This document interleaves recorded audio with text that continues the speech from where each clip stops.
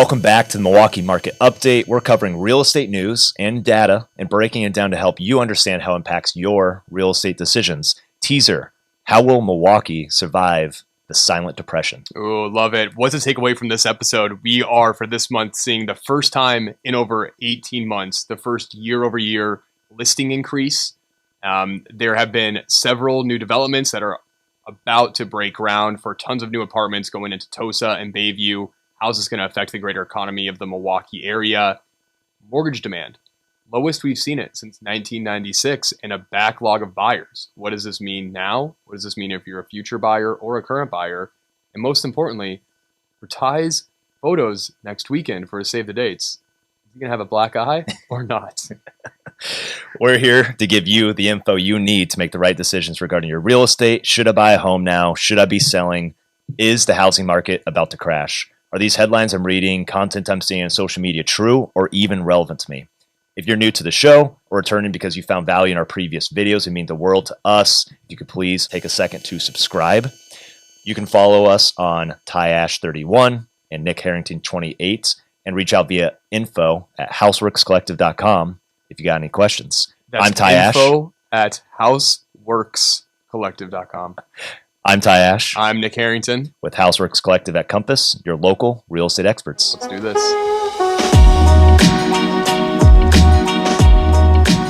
Yeah, dude. Let's dive right in. Okay, we got our quick tips here on our home buyers out there. What do you got?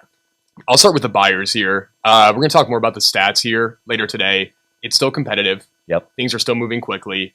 I would say now more than ever, it's very important for you as a buyer to be prepared to make a decision quickly, which isn't the best situation sometimes to be in. And I think this is kind of a recurring thing we talk about, where sometimes you're only in a home for 30 minutes. It's very important during that time to take the most of everything that you're seeing to understand, is this a good decision for you or not? But more importantly, you want to make sure that you feel educated and confident, first off, to make that decision. And if we just talk about the transaction process, it is an emotional roller coaster for everyone involved. It's a huge decision that you're making buying a home. And with any big decision, most of the times, it's not an easy decision. But I think also the times where you learn the most about yourself and the times where you're the most thankful you made big decisions are times where there's always a lot of stress involved in that decision. So just something I think for every home buyer to be prepared for. Sometimes they're very easy and they're simple. I would say that's not typical when you're investing a lot of your money, making a huge decision to move a home. So just be prepared that it's not always easy. It's exciting. It's a fun journey, but it's not going to be flowers and roses, I would say, the whole process, because it's stressful. You can expect problems to happen, but if you work alongside your agent and your lender and your title company and you talk about the things that could potentially go wrong early on in the process and what the contingencies are and what the next steps are, you will have a plan for it already, and you're already going to be expecting, we knew we might hit some bumps in the road, but here's how we get through them. Exactly. Yeah. Cool. Sweet. For you homeowners out there, or just, if you recently just purchased your home, this is something I talk about with a lot of my clients, especially as inspection not to request amounts, meaning you lower your ability to negotiate on inspections during your purchase, have gone up a little bit due to competition in the market, is at a minimum, when you own your home, you should put 1% of your home's value into like a high interest savings account each year. And that's of your home's value, not what your purchase price is, because your home's value is probably going to go up over time. The reason I say this is you're going to have recurring maintenance, repairs, but also some capital expenditure items like ACs, roofs down the road. It's time to start budgeting for those things now and make a little bit of money on the side, because interest rates are actually pretty decent right now. So if you're putting that in a high yield savings account, you're going to set yourself up way better for the future. And the worst case scenario is you turn around and sell your home in a few years, you have this like little nest egg that maybe you didn't end up needing to use at all. And then you can put it towards something else, whether it's the down payment on the next home, or maybe it's a nice trip to reward yourself from making a great decision purchasing a home. I love that. I think that's just a good financial responsibility 101 there too. It's a rainy day fund. It's saving for what do you call those in like personal financial planning? Like emergency fund. Emergency fund. Think of it as like a home emergency fund. That's right. Absolutely. And then investors, you got a tip out there? Yeah, I would say for a lot of investors, the hard part is in this market, depending on what kind of strategy you're using, the hard part can be finding the deal. but the job isn't done once you find that deal and you have the keys and it's yours. I think more important is the long-term ownership of that property. That's really where the work begins. I don't really believe there's anything truly as passive income. And I think when people talk about the passive income that rental properties provide, it's definitely passive. Absolutely. Like you, I guess theoretically don't have to do anything if you don't want to, and you're going to collect rent payments. But that doesn't mean that you're not doing things to make sure that the property is maintained well, that your tenants are taken care of, a laundry list of things. So just understanding that once you have that deal closed, the journey is not over. Yeah. And especially it's always that first month or two after you acquire property, that's like getting tenants set up on their new system. And there's going to be the past owner didn't fix a couple things that were important to the tenants that might be maintenance and repair items. But then also each time you have a new resident move in, there's always that flurry of activity at the very beginning. Yes. And then you have to kind of pivot your mindset to be like, okay, now they've stopped asking for things. What's wrong? Let's go do, a mid-year inspection each year and make sure that things are getting taken care of as they get used to their home. So great tips for sure. Now let's just make a pivot here. Let's dive into the numbers for our local real estate market here in Milwaukee, obtained through the MLS. Going through just top and bottom here. New listing activity. Big news. Got to keep an eye on this new listing activity. Just under 2,000 new listings last month, up 8%. That's the first positive year-over-year new listing data line we've seen in almost 18 months, almost a year and a half. Which is crazy. That's crazy. Especially with us heading into the fall, winter time here too. Typically there's going to be less listings month over month, which I believe actually month over month they were up. Yeah. And so that is kind of rare that we're seeing more listings hit the market right now just with the seasonality, but it's kind of breaking this massive trend. And I know we're diving into this now, but I think we need to talk about this because we're finally breaking this trend of there's no listings. There's never been an increased inventory month over year in listings. And right here, kind of like a groundbreaking thing, I would say. Yeah, I think it's something to watch. And the biggest thing we'll cover some of the other stats is keeping an eye on the inventory of homes for sale. We have a lot of units to make up in terms of active inventory out there. So if all of a sudden new listing activity goes a little crazier, I mean, it's a good sign for newness to be out there for our buyers. But if it goes on too long, that could start having indicators that the level of appreciation that we've seen starting to slow down. Definitely. So we'll keep an eye on that. Pending sales, third month in a row, 500 pending sales at the end of August, up 11%. Closed sales, 1,500 homes, down 18% versus a year ago. Days on market, 18 days versus 16 days a year ago. Just a slight increase, but still a teenager, still young, still moving fast. Then we've got the median sales price, $335,000, up almost 12% versus a year ago. As we go look at this, I think we'll see that's one of the bigger increases year over year we've had over the last 12 months. Average sales price in our area, $390,000, up 9.5%. Percent of original list price received, or that percent over asking that we're seeing happen, 101.9 versus 100.8% last year. So actually seeing more over asking offers. If you think about timing of last year, this is when rates were starting to jump to 3 to 4 to 5 relatively quickly. So definitely the customer sentiment out there is a little bit different. We're still seeing offers over asking, but it's starting to come down versus kind of that peak May, June, July, summer buying months. So seeing a little bit of relief there in terms of going over asking. Inventory of homes for sale, 2,700 homes, down 12% to last year, pretty much in line with what we've been seeing.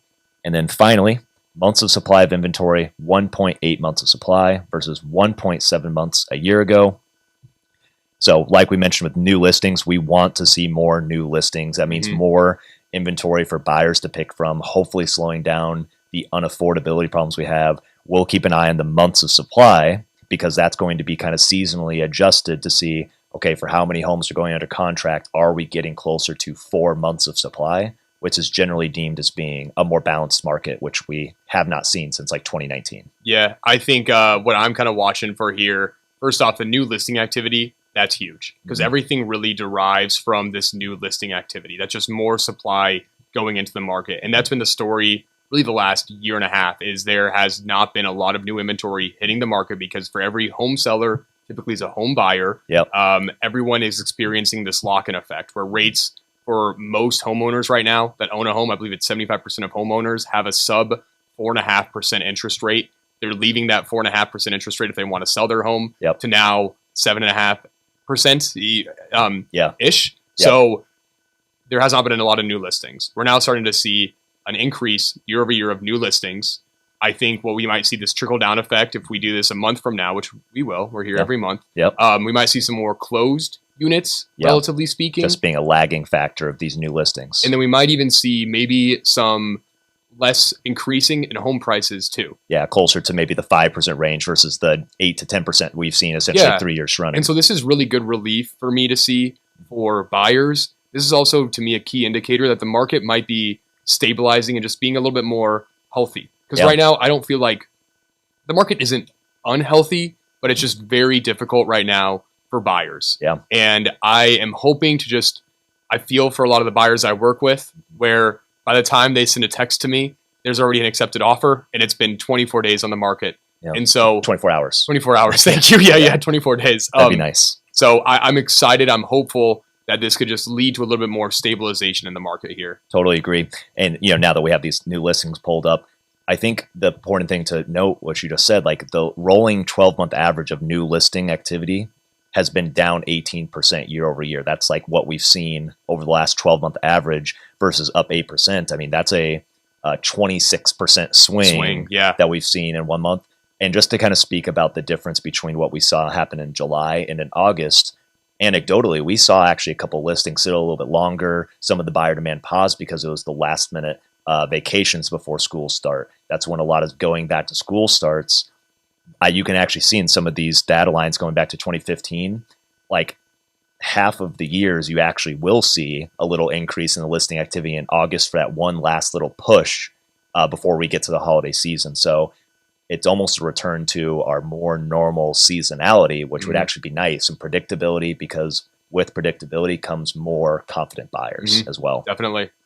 And honestly, more confident sellers, because they can know what to expect instead of it like, what's going on? These stat lines are changing all the time. Going from new listings over to inventory of homes available for sale. We have it pulled up on the screen, but essentially this whole year's just been like a flatlining. We did have inventory actually grow month over month from 2,600 last month up to 2,700 listings this month. That's great to see with that new listing activity. Down 12% versus last year, versus that 12-month moving average being down 19%. So there's been a slow increase versus last year, but we're also still at very much historical lows. Again, the number we've said before is around this time in September of 2016, we had 6,000 homes available for sale, and we're under 3,000 now. So half of the listings versus what we had however many years ago, almost 6-7 years ago. It'd be nice to return some healthier levels there for inventory. And I'm with you. And I think going from that too, we're seeing like inventory relatively flat. We're seeing days on market being relatively flat as well. And I think those kind of correlate together too, where we've been floating right around 20-ish days on market on average for the last, 2-3 years almost. And I think, to me, you've got some inventory that sits for very long. You've got a lot of most of the inventory, if it's priced correctly, if it's in like a good moving condition, is not longer than a weekend that it makes it, which I think balances out to this 20 days on market or so. But I would say like most good inventory is still moving well under this 20 days on market. But it's been extremely flat for the last 2 years or so, around 20 days on market, give or take, maybe a day increase or not. And I think it's funny too. It goes from like 17 days on market to 18 days, and it's like a 15% increase. And it's like, that's one day we're talking here. It's the base effect. Yeah, for sure. Close sales, just real quick. We actually have an article later on that we'll just talk about the local highlight. Sales are down 18% in Milwaukee. It's crashing, but that's the units. So again, inventory is low. We're going to not be able to do as many transactions as a year ago if our inventory is less. So that's the stat. That's where they're pulling it from. It's not from the next page. We'll talk about median price going down 18%. It's the actual number of homes sold. Sure, there's some like buyer demand being affected by higher rates, which we'll talk about as well. But if there's less new inventory, of course sales are going to be down. More of an option story of not having stuff to pick for.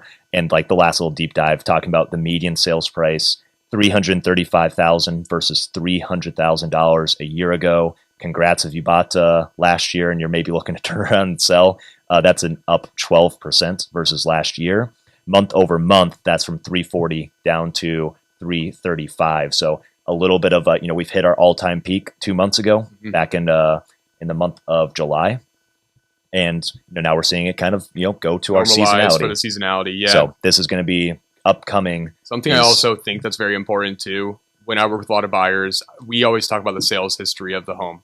And a lot of times they'll think, wow, they bought this like 2 years ago, 3 years ago for 50, 60K less than what we're putting an offer in. And it looks the same. And it looks the same. And I think that's a tough pill to swallow, because it just feels like mentally you're getting ripped off. But I think the important thing is it's never about timing the market. It's about time in the market.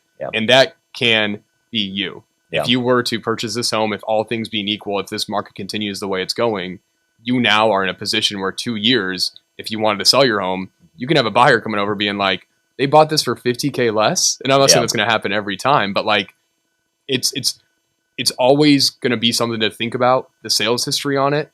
But you can't really just remove that because it's there and you know it.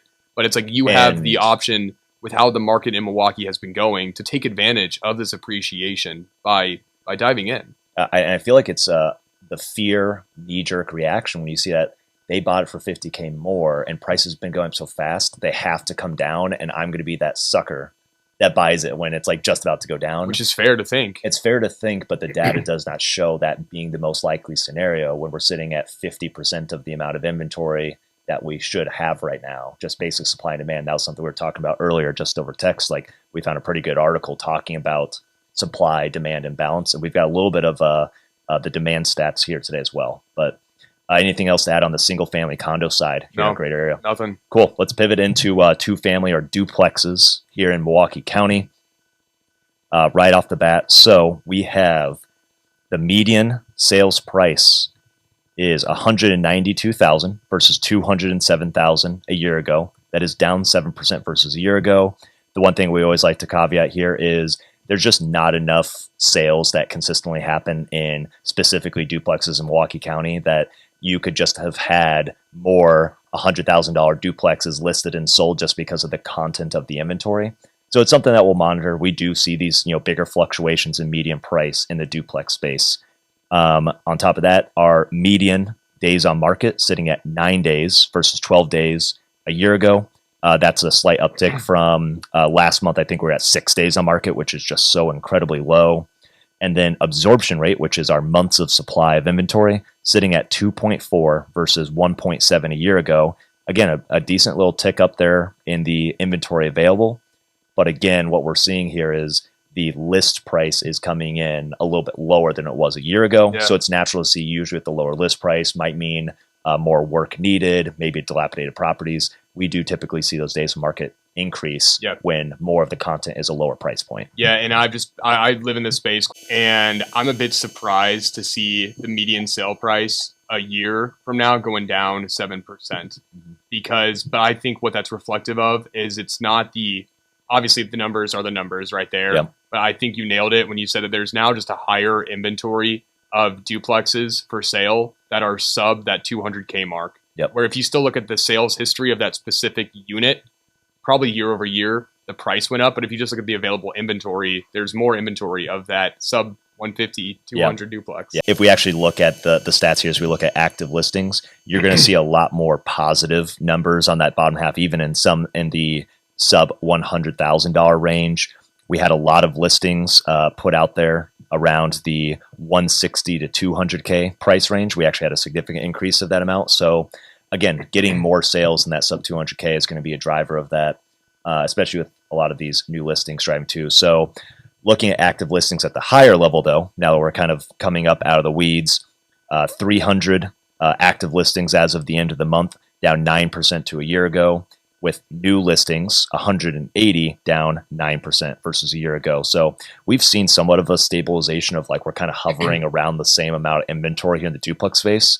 I think we talked about it a little bit, but I fear here in the investment space, we're going to see a lot of the inventory locked up for a longer period of time than the single family space. Because if you have a duplex and it's an investment, you're not going to like move and sell it because you have to. You're just going to keep it and put it under property management. So it'll be interesting to see where that goes next. Yeah, I do feel like I've seen a lot of portfolio sales hitting the MLS too, Yep. where I feel like there are between two sellers that, like, I've been in a lot of their duplex. I know one of them is selling 12 units. One of them has sold 8 units. That's 20 units right there of duplexes in the last month that have just hit the market. Yep. But these are people that are at the point where they're like, I'm looking to retire and cash out. And so I'm with you that, like, there's a lot less of people that just want to sell their duplex. Mhm. There's typically a motivation behind it. It has something to do with them moving, unless they're like an owner occupant or something. Yeah, you're cashing your chips in, Right. or you're just having a terrible time at it because you weren't prepared to take the steps necessary to manage it correctly. Yeah, I think those are, that's the only really forced selling that we see in this space. Sold listings, 130 homes, down 30% to last year, and pending sales just under 100, down 37% to last year.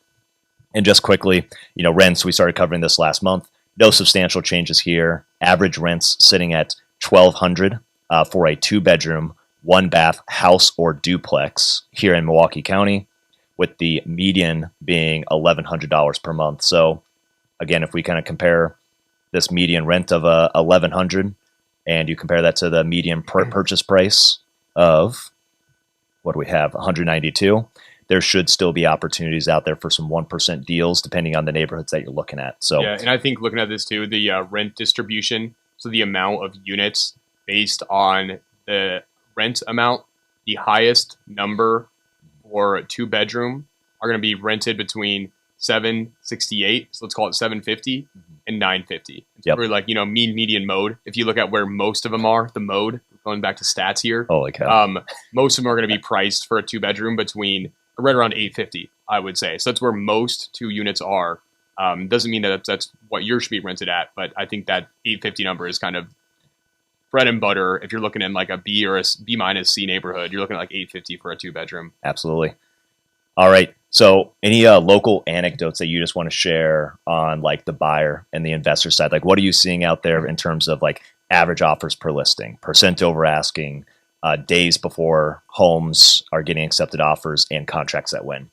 Yeah, I'm still seeing right now contracts that win. It varies so much.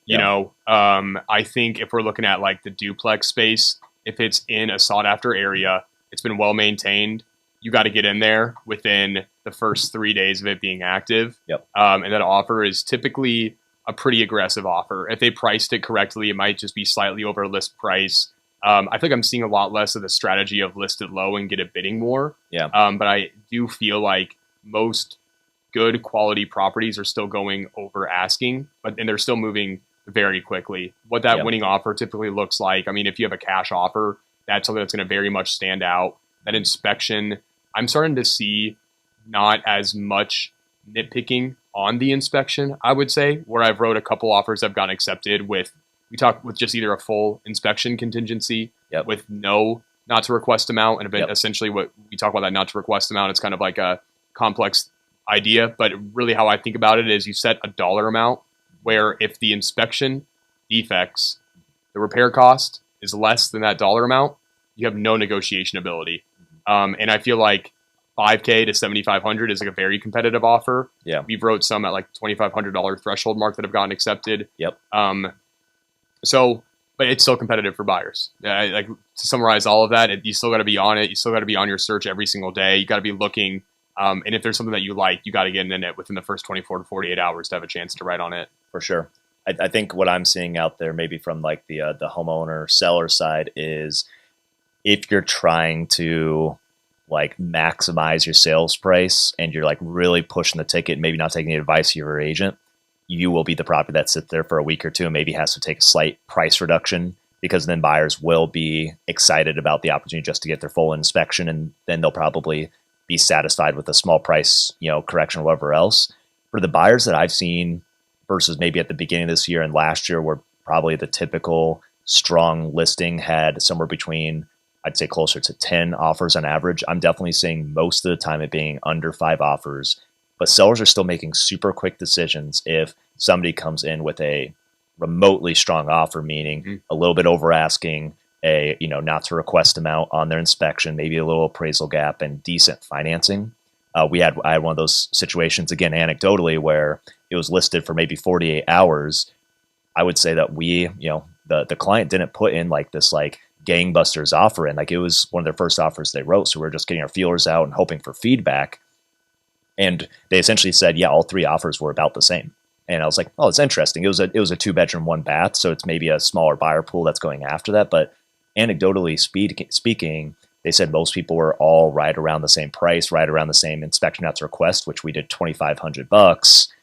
But what won it was the not to request amount. So somebody was maybe a slightly higher on that amount. So anecdotally, that's what I'm seeing. But again, it's still moving relatively quickly. That was listed on a Monday and had an accepted offer by Wednesday. So that moved pretty quick and didn't even make it to the weekend just because of the date that they listed. Yeah. I also feel like I'm seeing some properties that have no reason to be listed at the price that they are, that are listed with no business being where they are.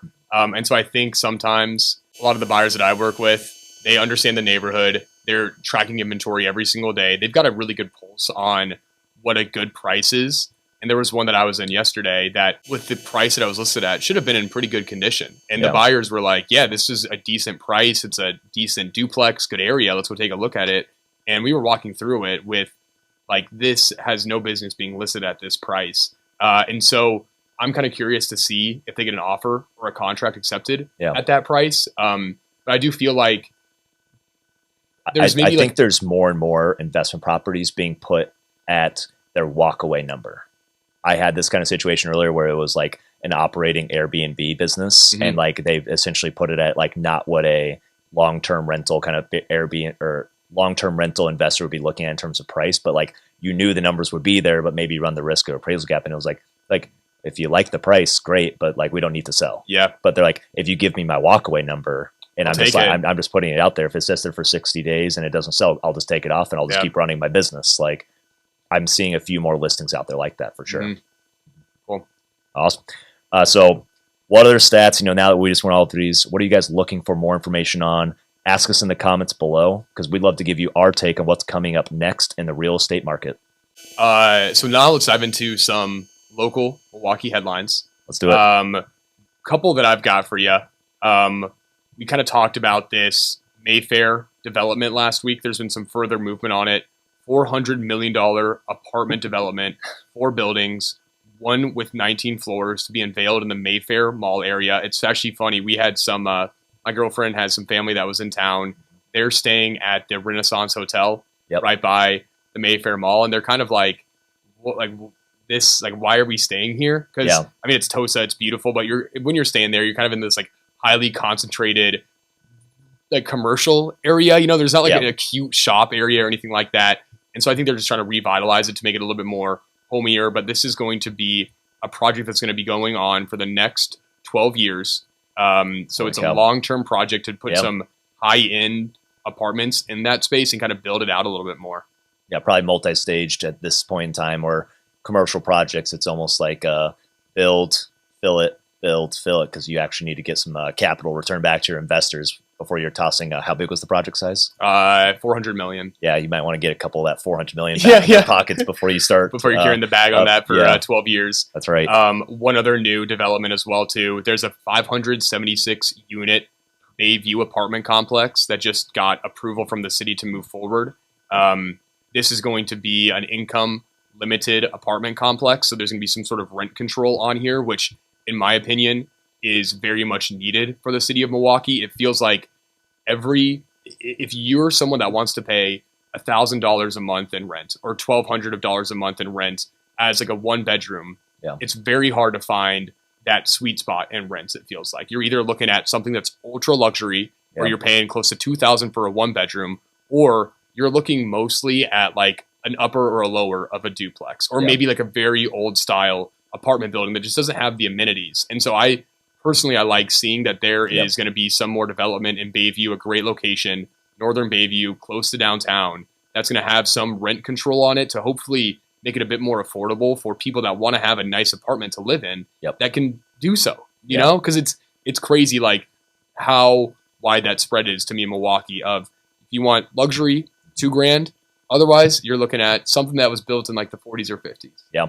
Economically speaking, it's better for your economy and locally if you can get more household formation. So meaning having people move out from having roommates, or have, people move out from being with their parents because they can afford rent, which means they go furnish an apartment. They're closer to, things to do. So they spend more money and they have like a more recreational lifestyle. So like this is like a good economic indicator. Yeah. And I think the number one concern for maybe some of the investors out there would be, is this going to start impacting a lot of our vacancy rates, which I'm not too terribly concerned about. We just looked up, it was like 4.6% is our vacancy rate here in Milwaukee County.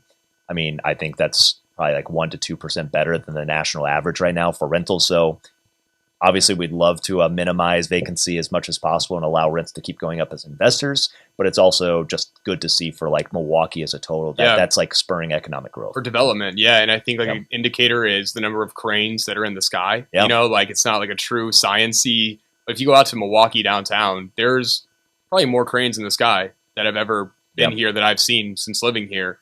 And it means the city's booming, the city's growing, there's development, there's a demand for that to happen. Like these kind of projects that are hundreds of millions of dollars don't just happen on a whim. You know, like investors are only going to take and invest in something like that if they believe in the long-term health of the city. And so that's cool to me to see. One other tidbit here too, we've got on 100 East Wisconsin Avenue, the giant office building that has one of the lowest vacancy rates downtown. If you just do like a Milwaukee downtown, like just type in Milwaukee, it's like the staple building that used to be the cool building downtown before the Northwestern Mutual building is kind of now, and like the art museum right on the river. In April, there was tentative court approval to convert that into it has like apartments. the copper ceiling on it and like the shiny windows. Yes. Yeah. In April, there was tentative court approval to basically convert this to apartments. And then CBRE just arranged the sale of this office complex as well too for 28.75 mil. So it looks like this is moving forward with converting that from an office space into an actual apartment complex. That's going to be one heck of a spot because that's right on Water Street as well. Yeah, I mean it's next to it's kind of like in that area between you're like the essentially, Third Ward and I would call it like less than a 5-minute walk to the Milwaukee Public Market and everything that's going on in the Third Ward over there. So that's a pretty sweet location if you're looking for some walkability. 1, to the nightlife that's going on in the Third Ward, or 2, to the financial district that's just a little bit east of there. So, yeah, and it's kind of interesting looking at some of the numbers here.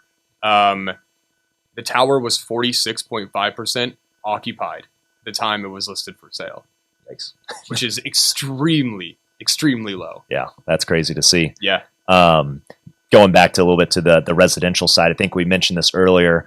August sales drop 18% in the Milwaukee metro area. Here's one of your fear tactics. We always talk about, like, we like to cover this and just make sure that, like, what are you seeing in the headlines? What are you seeing on Instagram, whatever else that are maybe doom and gloom tactics to get your clicks? Again, this is number of transactions done versus a year ago, when we've already said we've had 18 months of new listing activity being down. Your median price, the actual price of the housing market going up right now, is actually above 10%. So just want to go through that real quick and just make sure every headline that you see, it is a real stat, but the way that they're articulated alludes to the fact that the housing market is not strong or that it's not increasing. So are you saying that they're lying? I'm not saying they're lying, but they're using stats to their benefit there. Yeah. Now let's just make a transition here to national topics that impact housing, inflation, all that kind of stuff, nationally speaking. Very first, so we got some articles here. Mortgage demand is low. This is something you pulled? Yeah, so mortgage demand stalls at a level not seen since 1996. The average interest rate is right around 7.2%, according to this article. Refinances are basically non-existent right now because no one's going to be refining typically into a higher interest rate. And also mortgage applications are down 20% from the same week a year ago. So we're seeing a lot less demand for mortgages since the 90s, a lot of it being driven by just where high interest rates are, which to me is like, I see this stat, I understand it. But I just don't feel like I'm seeing a drop in demand on the buyer side, at least here locally. So what I've talked to other lender partners of mine in the past, I think what this comes down to, these are new pre-approvals, meaning they get like ran through the process. It's an application, and they can track that. But there can be a lot of people out there, and we have clients like this. They're like, they go through the education process, they learn what it might be to be competitive, and maybe learn after I do a couple of showings that I'm not going to get my needs and my wants checked off with my current budget or for how much money I've saved. And then they stop shopping and their pre-approval lapses. Like, they still want to own a home, but it shows in the stat line of they're not getting pre-approved, so they're not looking for a house. Interesting. So it's essentially, I'll call it like a backlog of buyers that start their search. Like, I had some buyers, last year where they kind of started their search. They start talking about it. They're like, oh, we're actually going to save up a little bit more money for a down payment after getting pre-approved. But then, they are now expecting a child. So they're kind of focused on other things in life. So I think there's more and more examples out there of people getting priced out and they wanted to buy a year ago or wanted to buy at the beginning of this year and now are there now. So yes, the demand looks low. But if you kind of compare this to like what's going on in the housing inventory, I'll just jump ahead to this chart here. Yeah. We're sitting at, nationally speaking, under 700,000 homes available for sale versus we had about 1.2 million in the last balanced market we had back in July 2019. There's just no options. Like, no one's actually that excited about paying more than what they're probably renting to get less of a product, or potentially increasing their housing payment by 50%. You have to like really have some runway built up in terms of your cash and your finances and your budgeting to actually make that happen. So super interesting. You got migration of people on here. Well, I kind of want to I got a different article I want to talk about. Okay. We can get to that. But I saw this as a video. I think it was on TikTok or Instagram Reels. And I kind of want to talk about this with you and get your, I just want to hash this out with you. That's what the show's all about. Let's hear what's going on. What's in your feeds? Let's talk shop here. Yeah. So this article, these are all stats that you could look up. I'm looking at an article, but this video talks about how the current economy today, we're experiencing higher cost of living and lower wages than we did during the Great Depression in 1930. Okay. And they go on to talk about how this is actually, we're in a silent depression. And so some stats that I want to talk through here. If you adjusted for wages from 1930 to today, the average person should be making $85K a year. Right now, currently $56K a year. Gas, if you adjusted for inflation from 1930 to today, should be $1.73. Perfect. Now we're looking at about $3.55 a gallon. A new car would be today, adjusting for inflation, back from 1930s prices, $15,000. Today, the average car is about $48K. And then the last one, bringing this all home, to own a home. If we took 1930s prices to buy a home, which was $3,900, adjusted that for inflation, it'd be about $70K. Yeah. Today, the average home price in the U.S. is $416K. And so basically what they're saying is that wages have not kept up with cost of living. The ability for someone to live financially with the average income, it's very tough, very tough. And if we look at the average income, if we just did that to today, being $85K to home prices back then of being $70K, adjusted for inflation, theoretically, with 1 year of income, you would have more income than you would your home is worth. Yeah. And right now, with the average income being 56 to 416, if you're following where I'm going with all this, it's like, what would that be, 5 years or so before your annual income actually equals your home price. And so I think there's a lot of reasons behind this, and we don't need to dive into all these reasons, but it's pretty interesting when you lay all these stats out and just how expensive it is to live, and how the wages have just not kept up with the cost of everything else that's happening. It just feels like when you look around at people, whether it's like the baby boomer generation about to get there, it's like, it feels like they're doing just fine. Most of them are getting to retirement. I'm sure there's a lot of stats out there of there's a lot of people who haven't saved enough for their retirement. There's Social Security that's kind of bailing them out. Maybe they're missing their expectations of what they wanted. But I feel like Social Security actually came out of the Great Depression, and there's now the silent depression. It doesn't feel like anybody's leaving that way. And I think maybe it's just technology is just changing the way the dollar translates over.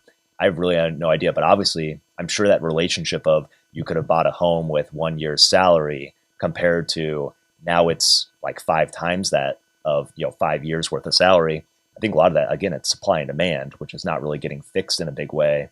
And I also have to believe that it's probably more availability of financing and relatively inexpensive financing from an interest rate, like 7% for somebody to give you potentially as low as 0 to 3% down to go buy a home is kind of crazy.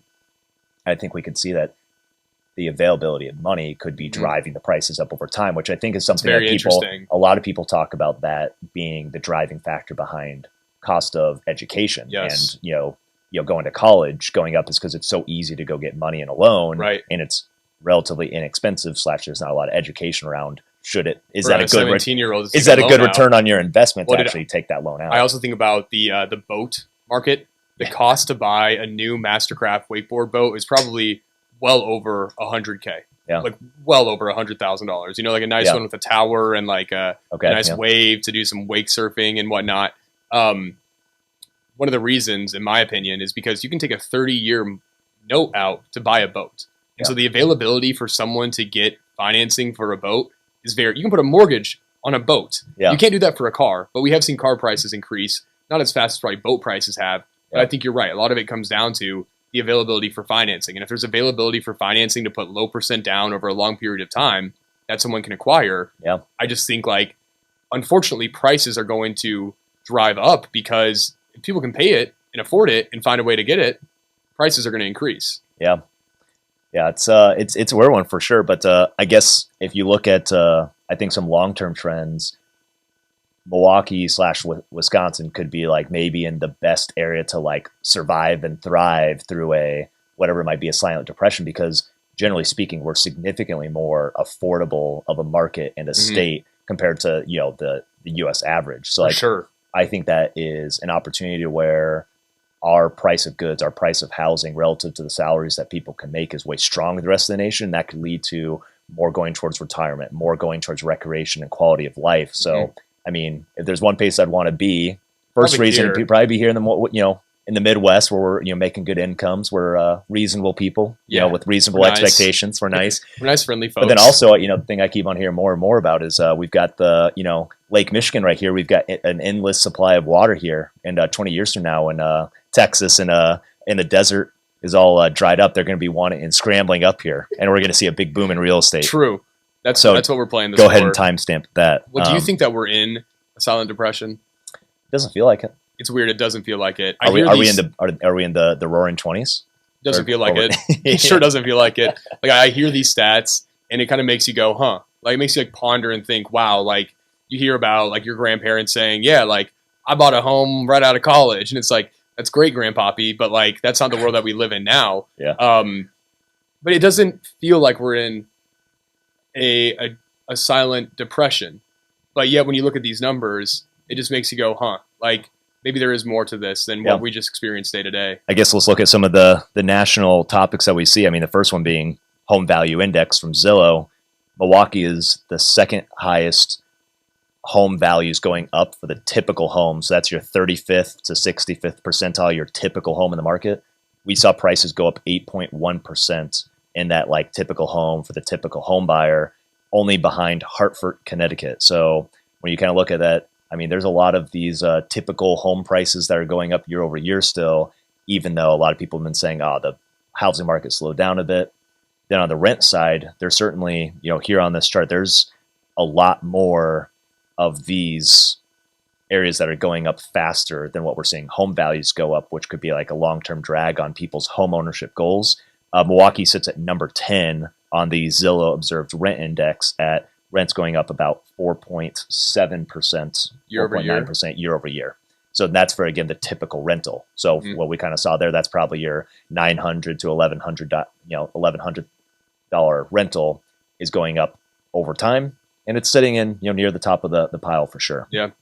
Well, we got an article here that talks about just migration patterns of humans, not of birds, and it talks a lot about how during COVID, there was this massive exodus from these large metro areas, New York City, Los Angeles, San Francisco, and Chicago, being the highest as far as where people have been exiting from.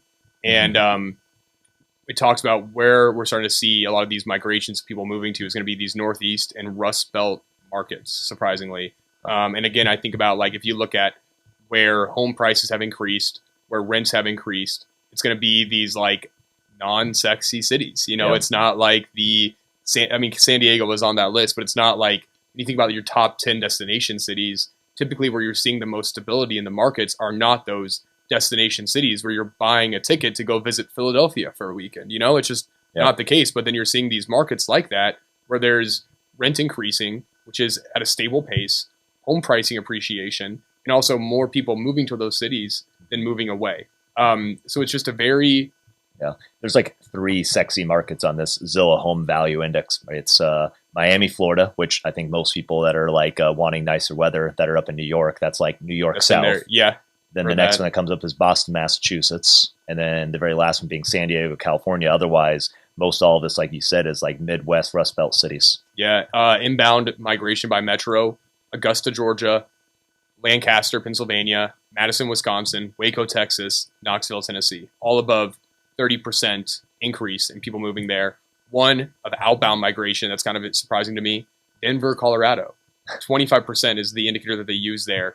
And I'm not sure if that's the number of residents leaving or what that indication is. Getting priced out, probably. But I remember Denver, when I graduated college, that was like the destination. Spot. Everyone I knew was like, I'm moving to Denver. And starting to see less of that, clearly. Absolutely.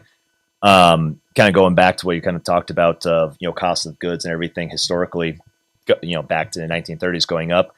Looking at our inflation report, inflation did go up again this past month. So we went up 3.7% versus last year. That's up from the expectations of the 3.5% forecast. So again, it's never the best story when we have a number that comes in higher than what the forecasts are from all of the smart economic people out there. The core inflation, which removes food and energy, sitting at 4.3%, higher than what the total inflation rate is right now.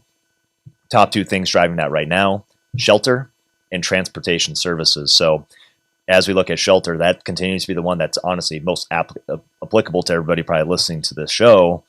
And it's continued to remain sticky, sitting closer to, 7.2% still driving it. And again, that's specifically the leasing activity that's going out there, which is done in 12-month increments.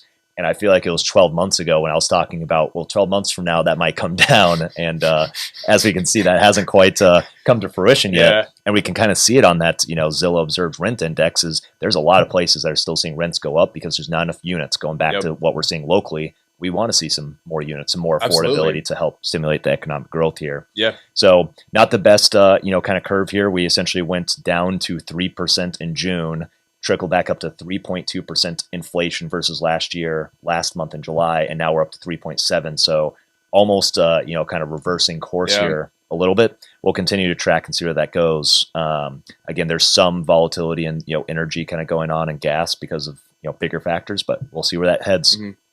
Otherwise, very quick on mortgage rates, the average 30-year fixed mortgage sitting at 7.22%. That is definitely up from a year ago.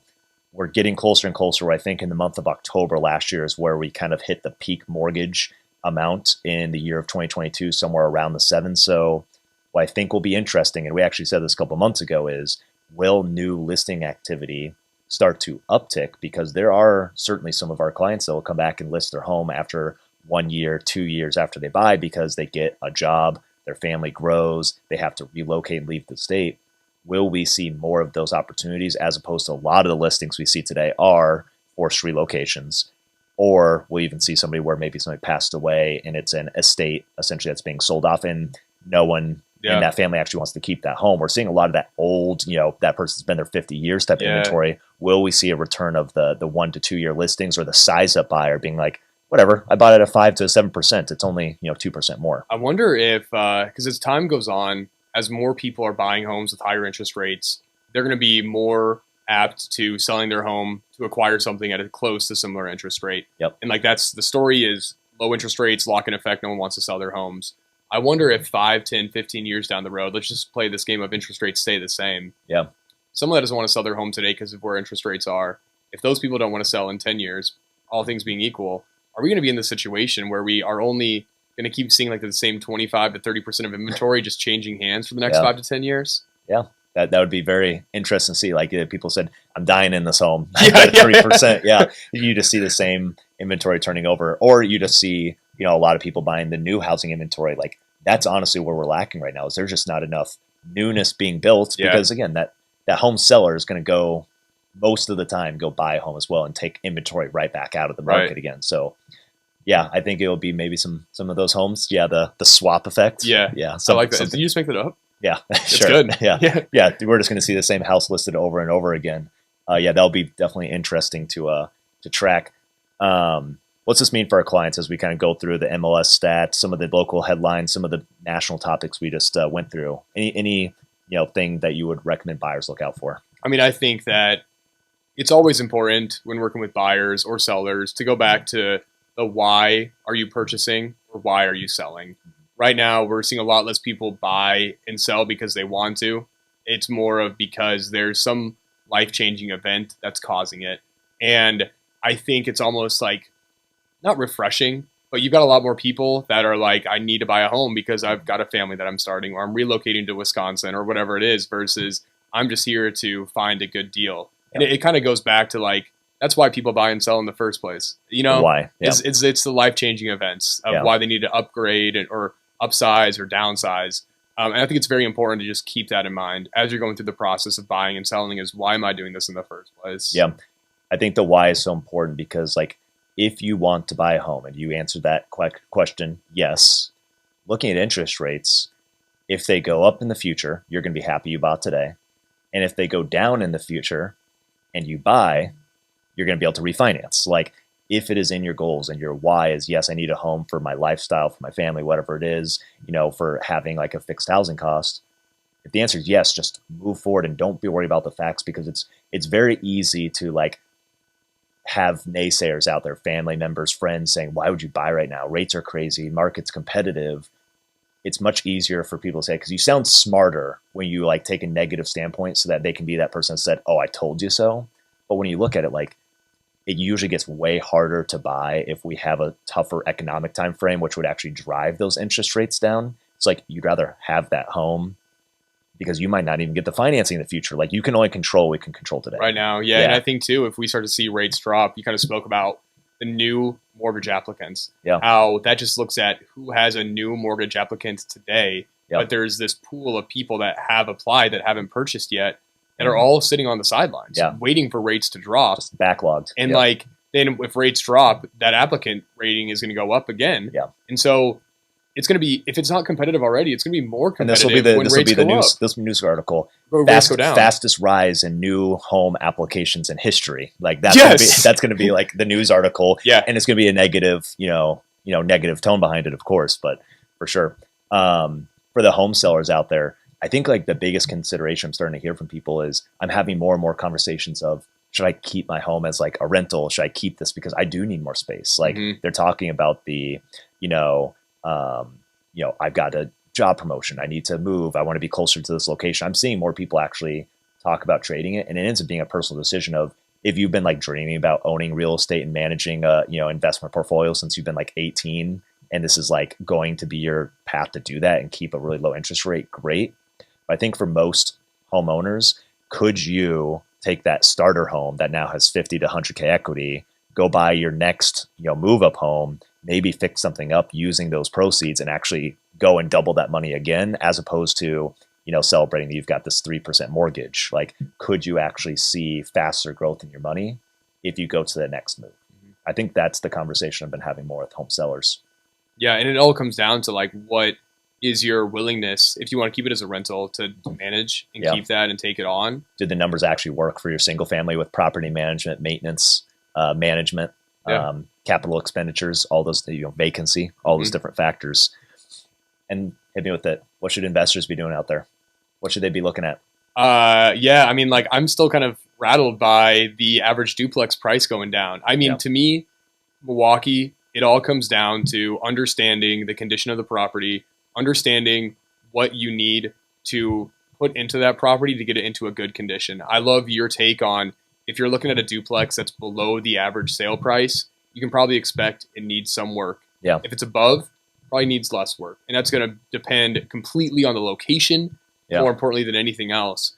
But I would say, like, for investors, the buy and hold deals to me are out there. They're very much out there. You can go on the MLS today and find a good buy and hold deal. Yep. The deals that you're looking at from like a BRRRR perspective, fix something up, do a flip, and sell it or refinance. Those deals are very, very hard to come by. Everything that I'm seeing right now that's on the MLS, that's investor's dream, like come and bring your inspiration and rehab. I'm seeing those already priced in with, if it's going to be a sale price all said and done at $200K and it needs $100K of work, it's probably listed at $100K. So those deals are tricky. I feel like what it's come to is in 2020, when the market was hot, there's people who chose not to buy their first investment deal. And now it's probably gone from 150 to 190 for the average price. So now you've got essentially your appreciation is a new down payment on your next deal. If you don't start that clock for your 3 to 5 years of time in the market, that's where all these investors that we hear about on podcasts are like, oh yeah, I started with 1 and then all of a sudden I accelerated and I bought like 10 in 2 years. Yeah, it's because they had some working capital from refinancing their first deal that they just finally pulled the trigger on and let time do its thing. There's going to be 1,000 reasons to not invest. Yeah. And I think there's always reasons to say no to a deal. And it's important to understand like what your buy box is and what your goal is after. And your why. And just your like why. Buying a home. And your why. But with investments, more importantly, like the numbers don't lie. Yeah. I think that's like you got to almost remove emotions more with a single family home. Like there's going to be emotions involved. It's an emotional decision. There should be emotions, like you're buying something to live in for the next, hopefully 5 to 10 to 15 years to raise a family. Yep. And with an investment property, you're buying it as a CEO of a business, taking a calculated risk with expected returns. Yeah. And I think it's important to keep that in mind, that if it's something that you want to do, it's going to be scary for the first one. It's probably going to be terrifying. Like you're on a high dive, 20 feet in the air, and you're looking over that high dive, and it's like, am I going to jump in or not? And there's also a screen over it, so you actually can't see if there's water or not. Yeah. And so but there should be, because you hear people swimming in the pool, and there are people that are having fun out there. Yeah, and then you hear stories of all these success stories that people have. I bought one, then I bought 20, and I bought 30. What's that? Is that the best analogy I've ever Pretty had? Pretty good. There's kids that are down there, and they're having a great time. They're splashing. There's a lifeguard on duty if anything happens. You can hear them having fun. The water is cash flow. You can hear them splashing around. You can hear it. You just can't see it. But there's other people out there doing it. Mm-hmm. And there's someone that probably is ready to jump off a higher high dive than you are. Yeah. There we go. Yeah. Thanks for expanding on that. Yeah. All right. Well, what's new, man? What'd you do in the last month? What have I done in the last month? I was down in Myrtle Beach a couple weeks ago. Just spent some time on the beach, did some golfing with my girlfriend's grandparents. Got a wedding coming up this weekend. Yep. I am the best man. So I've got a speech I got to prepare. Kidding. Wow. And it's not done yet? Have not started it yet. It's in 2 days. But I'll be able to put something together, it'll come from the heart. From the heart. Yeah.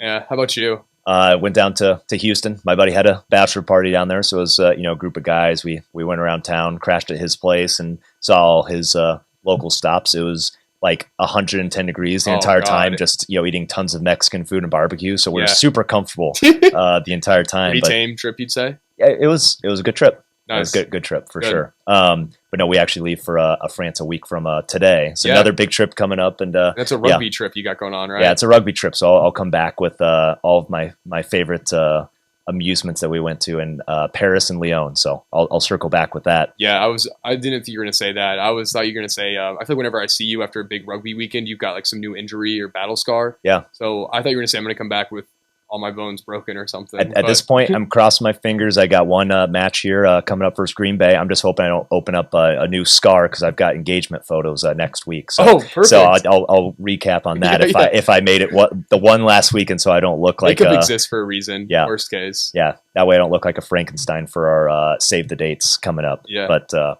well, thanks, man. Well, if you guys all found value in the information that we just covered here in the Milwaukee area, please subscribe, hit that bell notification button so you know when we post our next market update. Download the podcast out there on your favorite podcast streaming app. Mm-hmm. Thanks, and we'll be back again next month with your real estate market update. Bye, guys.